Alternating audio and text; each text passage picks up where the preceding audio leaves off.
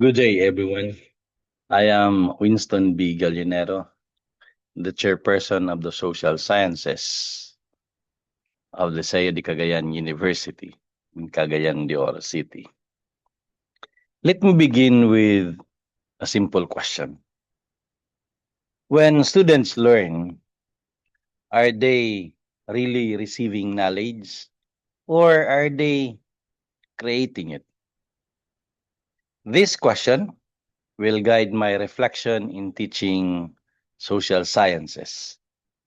Today, I will share how constructivism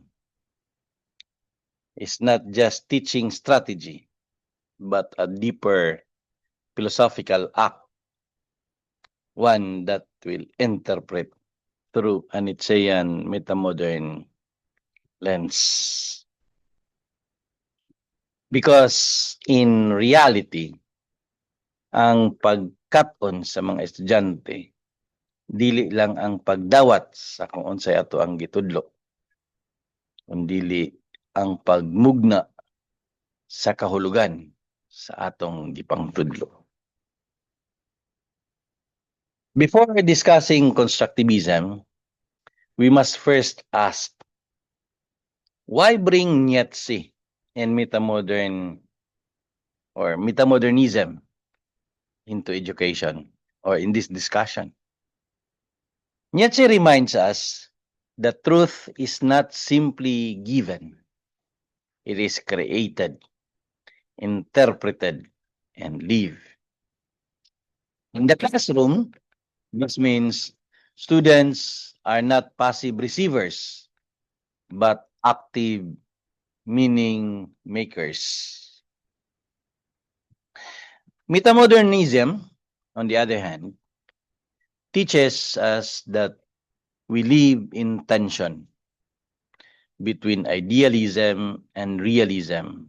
We oscillate between sincerity and doubt, between certainty and uncertainty.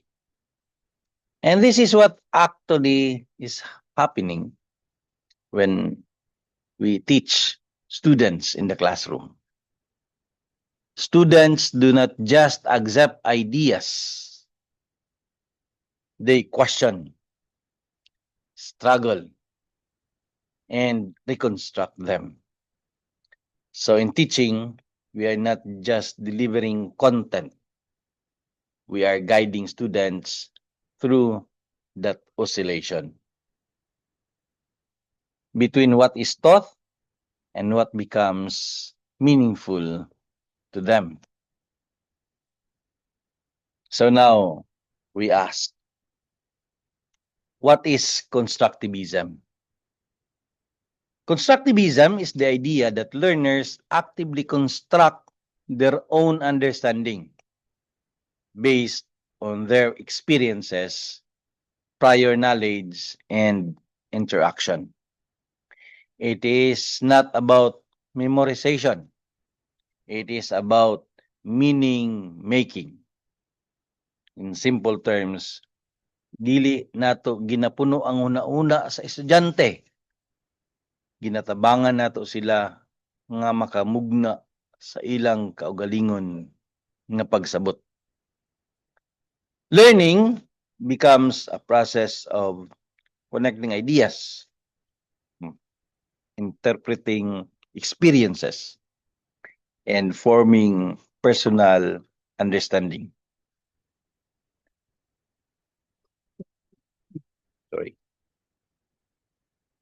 Now, let me share how do I apply this in my social sciences classes. I focus on three principles. First, student-centered learning. Students are not just listeners. They are participants.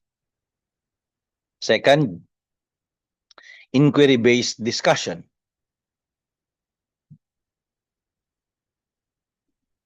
Instead of giving answers, I ask questions. Activation of prior knowledge. I always begin with their lived experience. For the concrete example, when discussing politics, I do not begin with theories.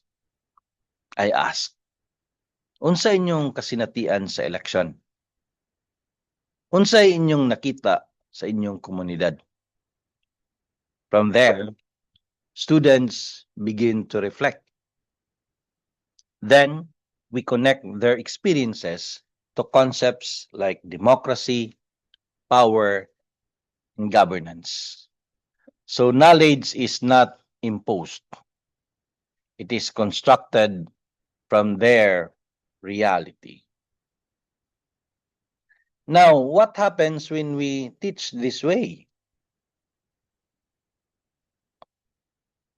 Constructivism develops critical thinking. Students begin to question assumptions, analyze perspectives, understand complexity, especially in social sciences where issues are not simple, like culture, politics, and history. Through this approach, students realize that there is no single story. There are multiple perspectives. And this reflects Nietzsche's idea of perspectivism. At the same time, they learn to navigate tensions, which reflects the metamodernism. So instead of asking what is the correct answer, they begin to ask, what does this mean? And why? For the challenges, there are challenges. Students are used to passive learning. According to Freire, that is the banking kind of education. Students are used to passive learning, and some of them expect direct answers. That is one of the challenges. Another one, time constraints. Constructivist learning takes time. It requires significant time for dialogue. You have to balance structure input with open discussion, oscillate between structure and flexibility. And the third challenge, the differences in opinion can lead to friction or avoidance. It is actually easier to measure memorization than understanding. But we have to frame the difference as part of learning. The differences of opinions, the differences of perspectives. We have to emphasize that understanding emerges through dialogue. I tell my students, dili kinahanglan nga magkaparehas ta og idea. Ang importante, magkasinabtanay ta. We don't need to be the same. What's important is that we understand each other. Now, how I address these challenges? First, I guide students gradually from simple recall to deeper reflection. I also create a safe space where pwede sila masayop. Kaya ang sayop, part na sa ilahang pag-cut-on. Because learning is not about perfection. It is about growth and interpretation. So what is constructivism really? It is more than a teaching method. It is a philosophical stance that learning is an act of creation. Through a Nietzschean lens, students become creators of meaning. Through a metamodern lens, they learn to navigate certainty and complexity.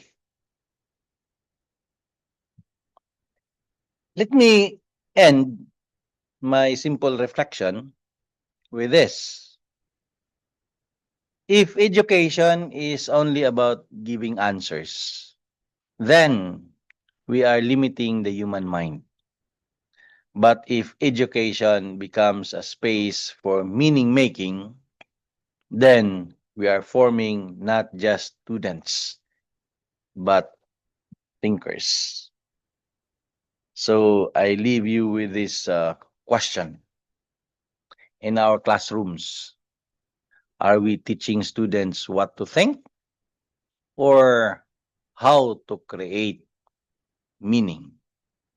And with that, thank you and have a nice day once again.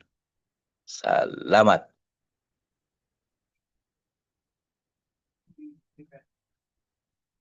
Everyday. Put na, hindi na papasahin dito. May ang ano, 20 ang ano na, sa Merindam, hindi tara na, pun-put na.